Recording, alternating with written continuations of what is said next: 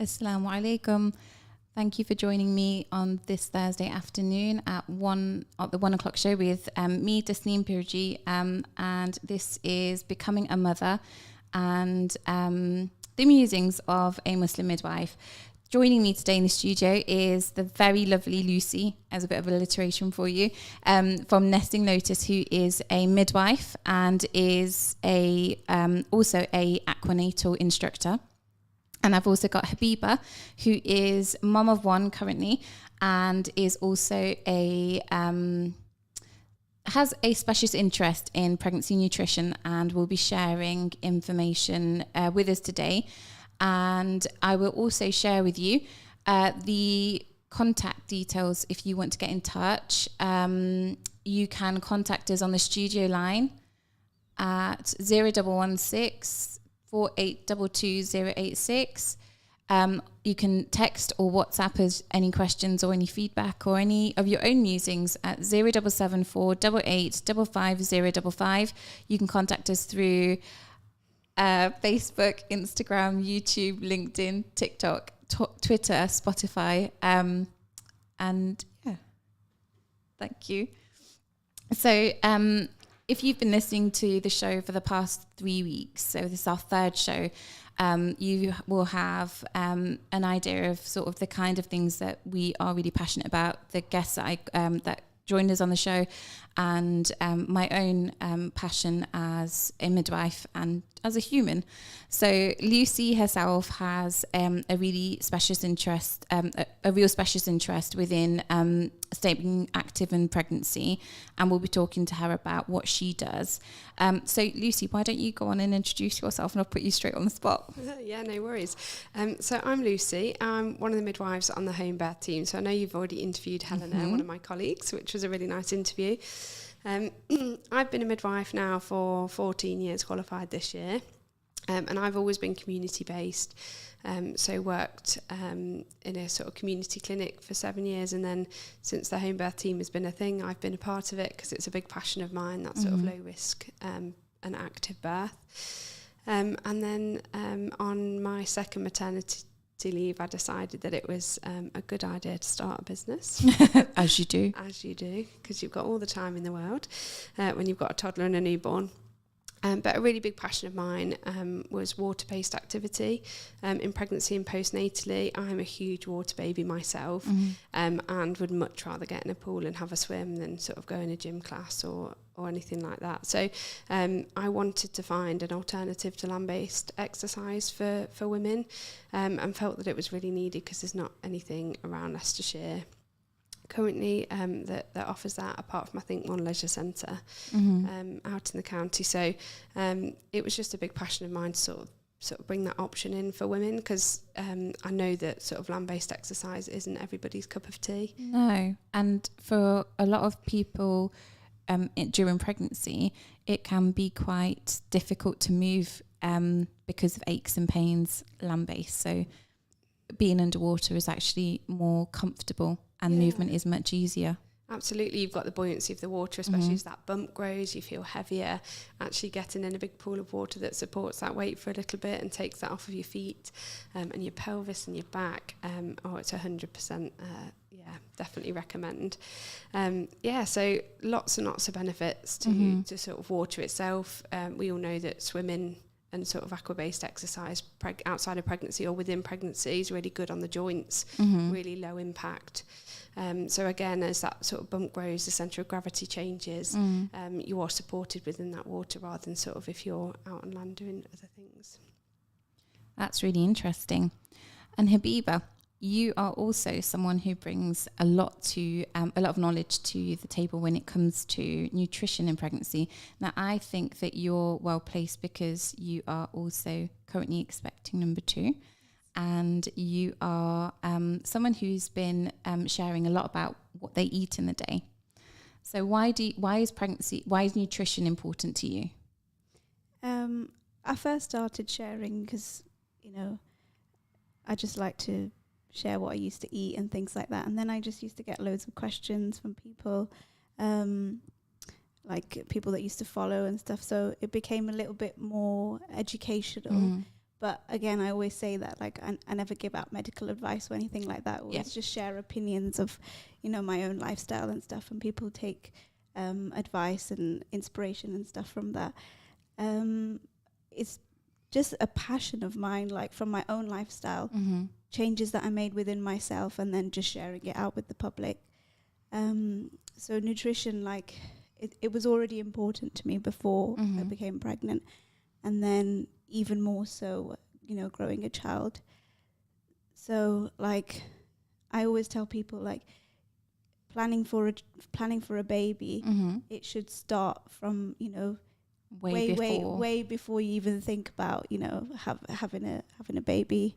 And a lot of people don't really agree with this, but like what you do in your teenage years or the years before you plan to even have a child is so important, and it really, really impacts like conception time as well. So starting way in advance and thinking about yourself, whether you're, in a relationship or not, is super, super important. I think that's something that a lot of our listeners may resonate with in terms of, we're seeing so many more girls struggle with things like painful periods and a very unstable menstrual cycle.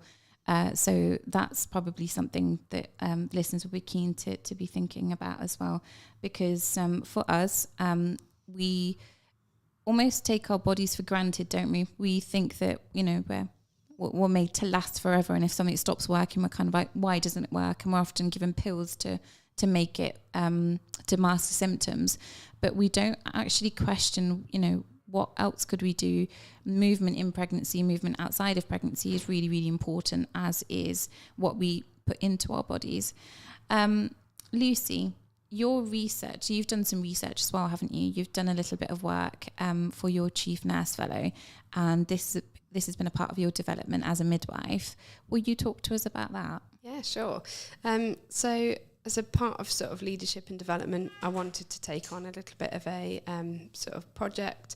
The Chief Nurse Fellows programme supports you to explore a element of either staff experience or patient experience, and how we can improve that.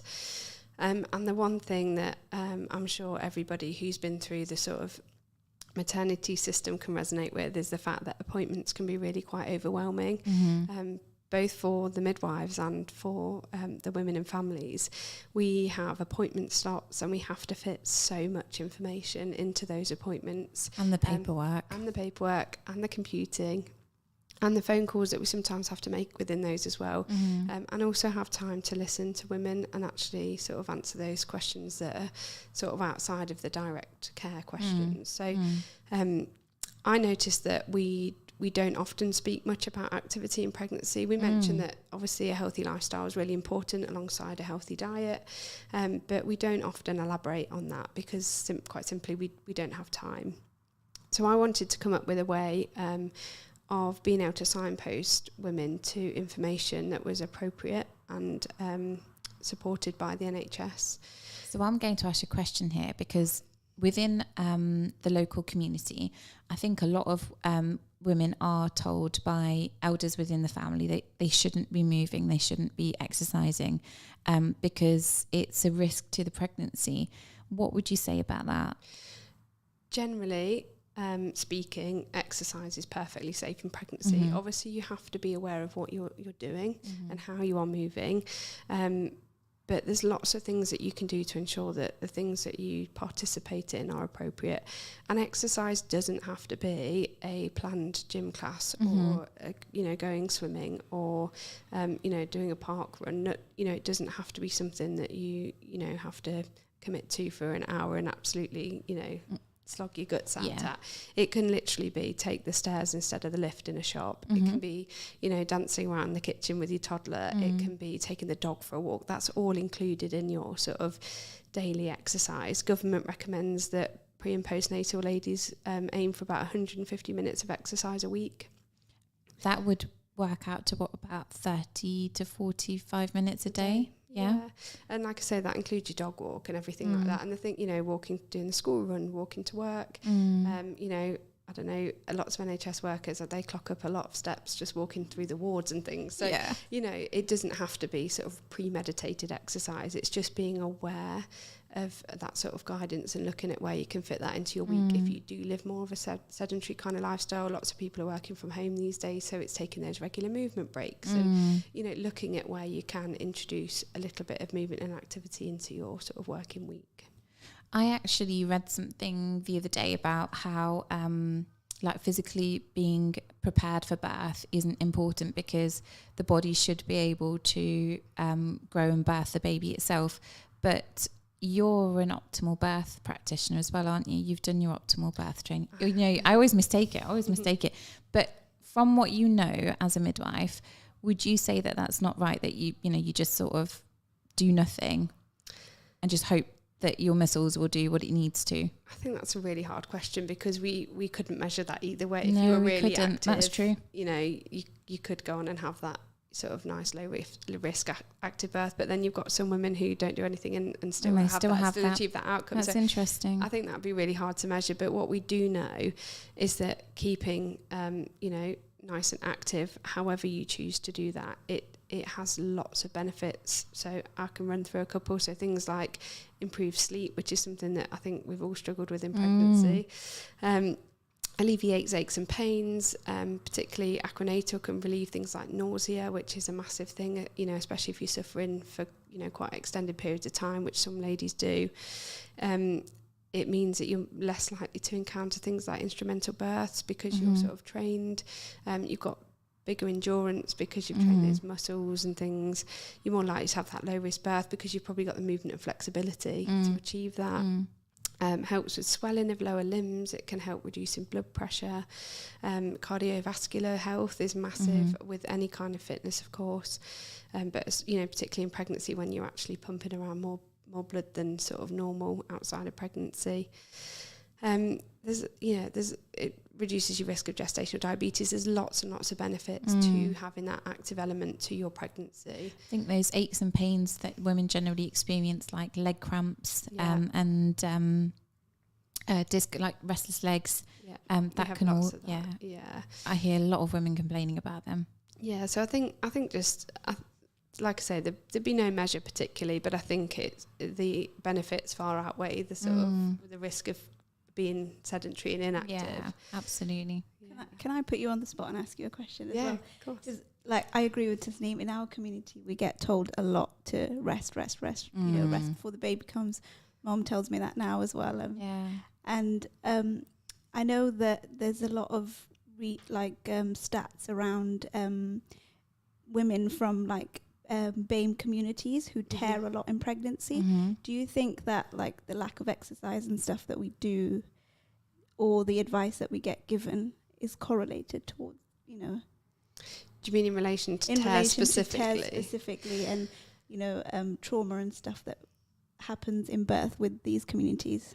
Yeah, I think that would be, again, really hard to sort of measure as such, but without looking at a piece of research or having undertaken that bit of but I think if you're more active in pregnancy and prepare for that sort of low risk active birth, I think you're less likely to sort of encounter those additional sort of traumas.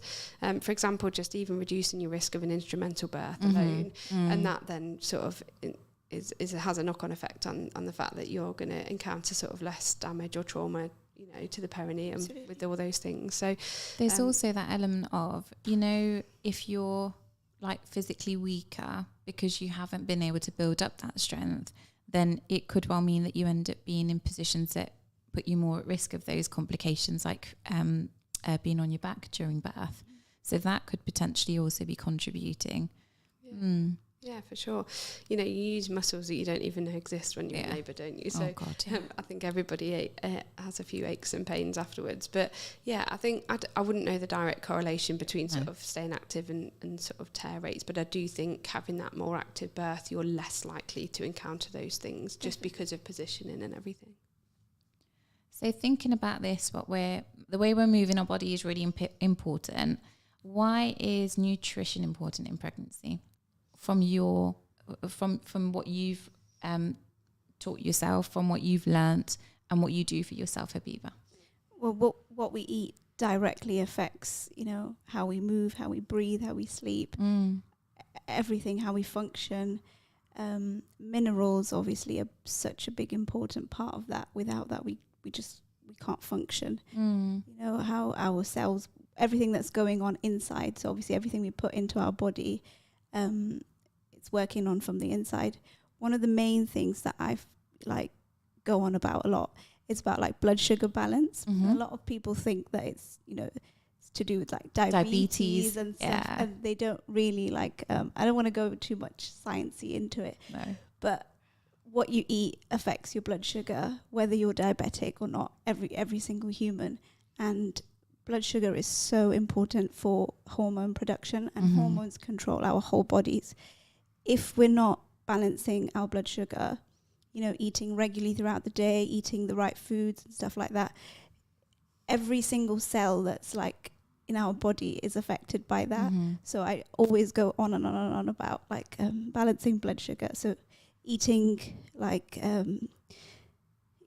intervals throughout the day, for women especially. I'll obviously focus on women, but that is the core to everything that's going on in our body. Because when you're growing a baby especially, or when we think about our reproductive systems, we've obviously got hormones that regulate all of these processes. Absolutely. And if we're not, and I think I get so many messages from girls who are either sort of newly married or getting married, and they're worrying about fertility so early on. But actually, no one really tells us, don't eat this, don't eat that. And I think culturally, the food that we eat isn't the greatest. Yes. It isn't. And when you go to the doctor and stuff, they don't give you advice on, nutrition and how you should eat and stuff like that. So also where you get information from is so important, because a lot of people, obviously now everything you see online, and most people think one size fits all. And when a new trend comes out, they're just so quick to follow it, and they don't realize that every single person's body is different. It's it's everyone's body's not going to adapt to this new trend that's come out. And so finding someone to give, if you're very, very if you really, really want to make changes in your life and stuff, finding someone who can give you the right advice is really, really important. Just like you'd go to a doctor for professional medical advice, finding a practitioner to help you with that as well is really important. And the thing is we all come with niche backgrounds. We've got something that we do that's different, that differs to sort of traditional, just routine advice that we give, or generic advice. And I think that we have such important information to be given out there to women. I think that we don't realise how sometimes difficult it is for people to access these avenues of information. With regard to the nutrition, on a daily, just an average day, what would you recommend as a breakfast, for example? Protein.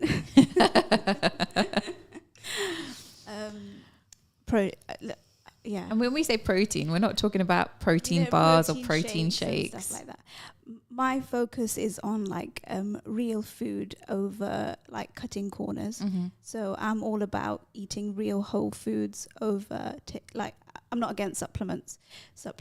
Maybe we'll come into that. That was something I was going to ask you. But I focus on bioavailable foods, so real whole foods, no packaged foods and things like that, avoiding things like that. So food in its closest to pure form. Pure form, yeah. So again, I'll go back to the protein. So I always build my meals around a protein source, and then include fresh fruit and vegetables, and then all your minerals will come from there as well. So typically I love eggs. Eggs. Well, I say that because there's a whole trend on social media about eggs, isn't there? And I know when we go shopping as a family, my husband seems to be completely telling me, no, can't buy that, no, can't buy that, no, can't buy that. I'm like, I Can't live on eggs. Everything's about balance. It is. But I focus all of our meals as a family on protein. It's so much easier that way as well. And then you include like fresh fruit and vegetables. So what about fats? Because people get really scared of eating fat, right? But I've come to learn in my own sort of self-healing journey that actually these 0% fat recommendations aren't actually the greatest for you, and that's because they're replaced with a lot of sugar to replace the fat that they've taken out of it. There's a lot of misleading behind things that you read on packages and labels and what companies are able to get away with when they're advertising things. You know, lots of people read labels and they get, you know, confused. For me, I follow an animal-based diet. So has my, you know, our ancestors and stuff. And I truly believe that that's the best thing for me. So I include as many animal fats as I can, even from other sources, you know, like avocados, things like that. So just getting a variety of fat is so important for women as well. Like there's so much stuff around, you know, like losing weight and not having fat, but fat, you know, again, it not helps us going produce hormones, doesn't it? not going into too much science, but it's one of the main biggest, you know, sources that you need for proper cell production. And especially if you're trying for a baby, if you're pregnant, breastfeeding, postpartum, it's so really important. So we've got this whole cultural belief that, you know, we should be eating reduced fat and we should be moving. So it's almost like we're kind of trying to balance this by not eating fat, but then not moving as well at the same time. So yeah, we need to bust some myths today. Before I forget, and while we've been talking, if we've been completely engrossed in this conversation, if there's anyone who has any questions for either Habeebah or Lucy, please get in touch. Be really nice to hear from you. You can give us a call on 0116 482 2086. You can send us a text or WhatsApp at 077 488 55055. I did open up questions on Instagram, but I have a visitor with me who is not on air but is on my phone, so therefore is I won't be able to access any of the Instagram messages. So if you've messaged on Instagram, just send that across to the studio line, and we can get Lucy and Habeebah to answer your questions. Lucy, with staying active in pregnancy, what kind of movement would you advise? So I know that you specialise in aquanatal, but I know as part of the work that you've been doing, it's also not just about one type of exercise, isn't it? No, not at all. If anybody's not heard of the Active Pregnancy Foundation, that is a really good website to check out. They have handy guides on lots of different types of exercise in pregnancy and beyond. But they, you know, if you've got a specialist interest or you are a runner, you know, you like your aqua fit exercise classes sort of outside of pregnancy, dancing, all that kind of thing, you can literally go on the Active Pregnancy Foundation website and download a handy guide, and it has sort of do's and don'ts, recommendations, sort of encourages you to listen to your body in terms of, you know, what you should and shouldn't be sort of doing. So Active Pregnancy Foundation is a really good one. And if you're local to Leicester and Leicestershire, the Active Mums Club is something that's been set up by Leicestershire County Council. And it is a project specifically designated to increase activity in perinatal women. So that's women in pregnancy and postnatally. You can go on that website. All the information on that website is either from the NHS or from the Active Pregnancy Foundation. So whatever you read on there, you can believe. And you can pop in your postcode and it will tell you what pregnancy and postnatal safe exercise and events going on around near where you are. And also, if you're interested in something in particular, like pregnancy yoga or aquanatal, you can pop those in the search bar and it will tell you where they're happening. And the nice thing about that website is that everybody listed on that website has appropriate pre- and postnatal specialist qualifications, so that you know that anything you go to from there, you're in safe hands, and that, you know, you're being given correct information of how to exercise appropriately. So that's the Active Mums Club. And And that's Leicester and Leicestershire specific. Brilliant. Yeah. And the Active Foundation. The Active Pregnancy Foundation is a charity, and they've got lots and lots going on. But the Active Mums Club tells you lots of information, but also the things in your local area. And they range from free buggy walks from around the whole of the county to paid activity. And it also, I think there might even be some exercise at home videos, things like that. So it literally caters for anybody, whether you want to stay at home and exercise, whether you want to get out and about, whether you want to meet other people. So I think the biggest thing as well in terms of safety and feeling encouraged to go and do something or motivated, if you are worried about whether it's safe to participate, there is something online called the Get Active Questionnaire for Pregnancy, and you can fill that out, and if any, it will then advise you whether it's, generally whether you need to seek advice on whether you exercise or what, the particular exercise that you'd like to do, or it will hopefully give you the encouragement that it is okay to take part. This is something that we hadn't discussed, either me, Lucy, or me or Habeebah, but it's actually something that's just popped up in my head. So I'm going to address it only because I know that there's something you can bring to the table here, and you can obviously advise as well, Lucy. Pelvic girdle pain. Yeah. A lot of women struggle with pelvic pain in pregnancy, which can then limit their movement. Yeah. And to some degree, I guess nutrition plays a part in it to just, you don't then just eat convenient stuff. However, from your perspective, Habeebah, pelvic girdle pain, do you know much about it? What would you recommend? I did suffer a little bit from it in this pregnancy. I'll answer about the nutrition. So nutrition is obviously so important. About what you eat affects the movement of your body. It's so simple. Like there's no explanation for that. For me, although it was difficult, being more active and just trying to get through that pain is what helped with the pain itself. So more movement, it's difficult to do the movement, but then that actually helped me. It helps in the long run. The idea that, when you're in pain, you just want to sit and you don't want to do anything. I think that then also, I don't know why, I think it is, I don't know whether it's a cultural thing or it is just something that we've, as a society, have become very comfortable with.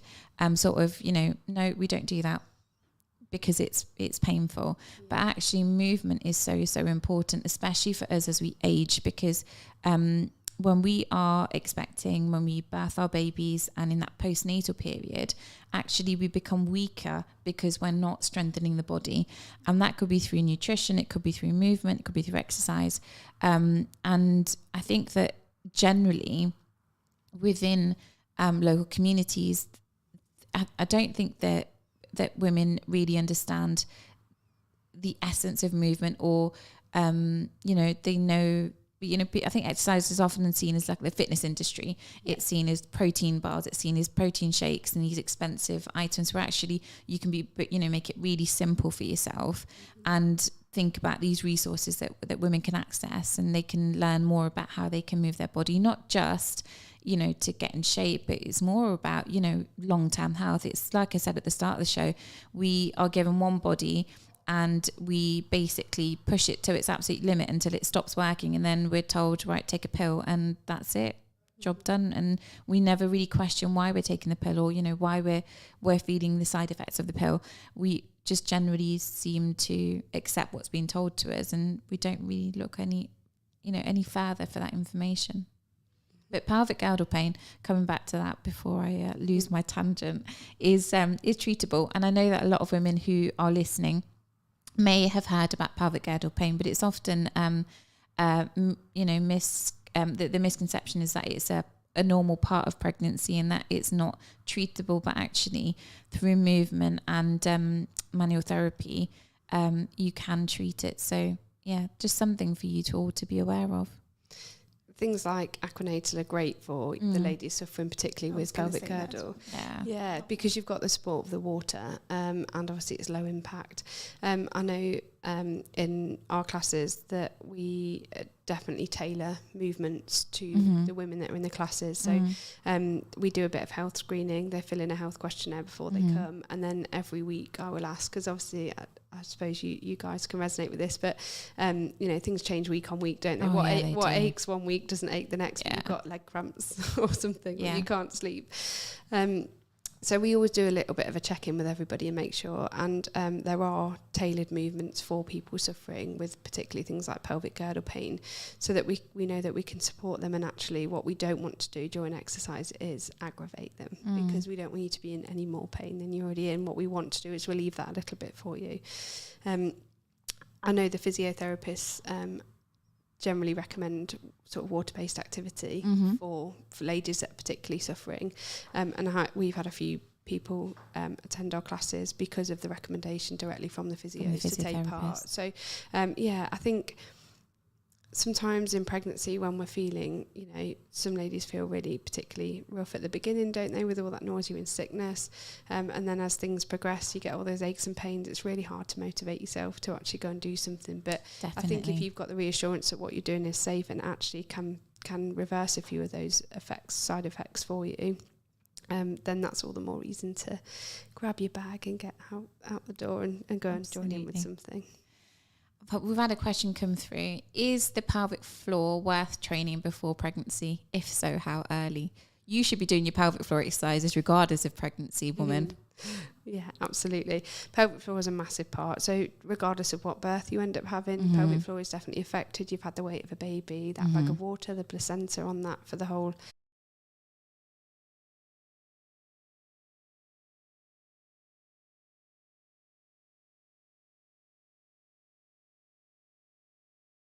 that isn't in your daily life, then this is your reminder to just go and have a look it up and see how you can train that pelvic floor. And there's also women's health physiotherapists. I work alongside one, and we run a new parent course called Nurtured, and we have 6 weeks face-to-face. You and your baby attend, and each week is run by a different expert to give you that sort of fourth trimester support, that when the midwives have discharged you and the health visitors have seen you at 2 weeks, everybody leaves, partner goes back to work. And there's lots of other challenges that aren't covered by the NHS that we talk about. And one of those practitioners on the one of our experts is a women's health physio, because I think it's really important to get that appropriate post-birth rehabilitation. And a lot of her work is about pelvic health. So there are practitioners out there that you can book in with for a bit of a mummy MOT, and to talk about pelvic floors and how to train them. So, you know, the information is definitely out there, and so are the professionals to support you with it. Absolutely. Habeebah, I get asked so much about pregnancy, not nutrition, pregnancy supplements. That's something that I really wanted you to touch on, because I think a lot of people don't know, because I think we often say pregnant care, really, don't we? A lot of women choose pregnant care in pregnancy, don't they? As long as it's a pregnancy specific vitamin, because obviously there are vitamins in a standard multivitamin that we should avoid in pregnancy. But I don't go into specifics, and also, you know, sort of what's in one vitamin with one name on it, it's probably going to be in the same one. As long as they're suitable for pregnancy. We don't really go into... No, we don't. And apart from vitamin D, folic acid, they're the main ones we kind of mention, isn't it? Now, Habeebah is quite passionate about getting your nutrients, minerals, vitamins from food. I'm not going to get... This is not any medical advice. No, this it's is not. Just what I do for myself, and you know, you can take inspiration from that. But the supplements that I take, they complement my diet. My diet comes first. So all the nutrition, the minerals, vitamins, and everything that I need for myself and, you know, for my growing baby comes from food. And then if I feel on top of that, which you have to nowadays, because the food that we eat, it just doesn't have enough, you know, minerals and vitamins in there to fully, you know, grow a baby and to thrive and survive. So, and by that you mean it's, you know, the meals that we cook from scratch. So it's about those the using whole food ingredients. Absolutely, not just the packets of noodles or the packets of ready-made food that we can pick up at a supermarket. A lot of people are quite lazy nowadays. They want the easy way out. They want to take. It is all about convenience because of Absolutely. how fast-paced life becomes, isn't it? And also the health industry is changing so much, and they trying to push this thing about, everything comes in a packet. You don't have to worry, and convenience is really pushed nowadays. But if you focus on, making nutrition and food like the center of your, of your day, preparing things in advance, you don't have to resort to like finding the convenient stuff. For me, preconception and during pregnancy and postpartum, that was my focus, just making sure that I've got help with preparing food in advance, planning meals so I don't skip meals, and then supplementing on top of that. So I was still taking a prenatal, but I was listening to my own body and what it needs. Again, you still need like the advice of a practitioner as well, because you need like blood results, things like that, that to help to then see direct whether you need some yeah. iron or whether you've got a deficiency. Every woman is different. Like you have to really be intuitive with where your own body is at, and that takes a long time to get there. I think you can both agree with me with this, is that we've lost that intuition with our bodies, haven't we? Like we talk to women about how, they should be moving, how they should be eating. But if a woman herself doesn't know, then it's really hard to be able to make those decisions. And one of the questions we've had come in now, what lifestyle changes should I make to stay healthy during pregnancy? I'm going to let you two take the floor with that one. Habeebah, do you want to go first? I think again it's different for everyone. Like we'll go back to the intuition. If the more you get to know your body, the more you'll know what it needs. Like our bodies are so smart, they communicate like everything. You get a little bit of aches and pains, your body's communicating, it's telling you something. And if you ignore it, it's only going to get worse. So in the same way, what I eat, like my diet is intuitive eating. I don't follow like strict rules. I'm not like restrictive. I don't like, if I want to eat something, I'll eat something. I'll be able to know what's best for my body and what the consequences of that is going to be. And the more you get to, the more you practice that, and you don't follow, what trends are and things like that. What I eat in a day videos. Yeah. I've watched them in the past. Oh, trust me, I do too. Yeah. So again, like, that I don't discourage that. I think that's really nice. Like with social media nowadays, you get loads of inspiration from online and stuff. Yeah. But intuitive eating, that's what I call it. Getting to know your own body and what it needs, and being able to do that for your body is such a huge privilege, isn't it? It's self-care. It's a big act of self-care. Yeah, we owe it to ourselves as mothers. As mothers, definitely. Who look after families and who are constantly on the go. We owe it to ourselves to be able to do that for us, but also for our children. Lucy, how would you answer that question? That was about lifestyle, wasn't it? Just remind me, yeah.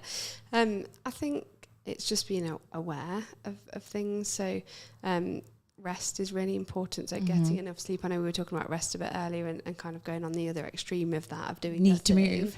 But, rest is really important, and that is all about listening to your body. I think specifically sort of first pregnancy, you perhaps do have more of the luxury of that time to be able to rest in between. Yeah. But I think if you have got other children, you haven't got that sort of luxury of time. It's about making everybody aware around you of the points that you do need to take that rest, or you do need 5 minutes or to go out for a walk. I think a lot of it all boils down to sort of emotional and mental well-being as well as physical.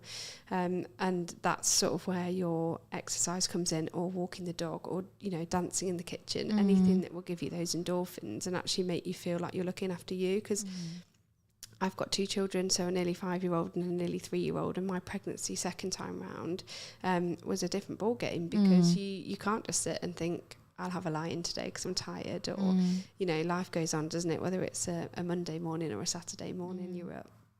So I think it's just about being really aware of what's going on, and things like, you know, the nutrition side, getting out and carving out that time for yourself. And, you know, we know on paper what's good for us and what's not very good for us. And I think it's just about assessing those choices. Everybody makes different lifestyle choices, don't they? And trying to fit that around your own lifestyle. Like, my life is chaos. Yeah. And but I have to be organised and trying to make that work for me. Whereas someone else who might not be working or, you know, doing as much as I am, they may not. They may have more free time to be able to do it on a day-to-day basis. So it's just about what works for you. Yeah, and you know, obviously your main things are getting your 150 minutes of exercise in, having a nice, healthy, balanced diet, and cutting down. You know, we shouldn't be. You know, advice is, you know, cutting down on smoking. You know, stopping if you can. Drinking obviously is a no-go in pregnancy.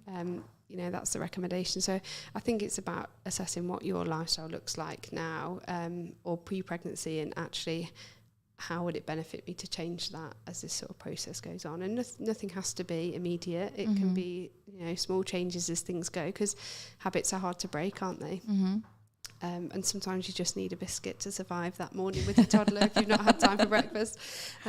You know, let's be real about it. Sometimes actually you haven't got time to think about it, and you don't always put yourself first. But I think if you think, what am I going to do this week? Yeah, small changes can have a big impact. There's a question regarding Swiss ball beanbag birthing stool, and I'll quickly answer that because we are coming to the end of the show. There are equipment available within the birth centres and the birthing units in Leicester, and we do have things like peanut balls, birthing stools, rocking birth chairs. We have water pools. We have lots of different equipment that you can make use of. Using a birth ball during pregnancy can help to alleviate stiffness and tension within the pelvis. So you'd have to follow instructions from usually online. People sort of Google how to use a ball, an exercise ball during pregnancy, and that would help. Habeebah, there was one last thing that I wanted you to answer, and that was what would your advice be for someone who is thinking of having a baby? And we talked about a little bit about what you do apart from being so interested in nutrition. So preconception. Yeah. I think just there's no earlier time to start. Making small changes and then working your way up. Education is the first step to that. So just reading, understanding, absorbing information, and then making small changes. For me, that started with nutrition as well. Like just changing, being aware of where I buy things, where I shop, where my food comes from. Just really going down to the basics and like just understanding where like what am I putting in my body? Where is it coming from? Just asking so many questions. And I think that really, really helped me. Going, you know, there's not a lot of advice that you're going to get from your doctor and stuff. So turning to, there's alternative, like, you know, places that you can look for information, like alternative health practitioners. Again, being careful about what you read online as well. Just focusing on food and exercise isn't the only thing. You have to work on your emotional well-being as well, mental well-being. I know Lucy touched on that as well, and spiritual preparation for that as well. Like there's so much there's so much to it. There is probably not the right time to ask the question considering we've got 30 seconds left on the show. But thank you both so much for joining me. I have really enjoyed presenting these shows on the Thursdays, last couple of shows that I've had, and I want to thank you all for listening in as well, because it's been a true privilege of mine to be able to share this space with you. This will be the last show that we do, but inshallah, keep an eye out. Remember us in your du'as. And once again, Lucy and Habeebah, thank you so much for joining me.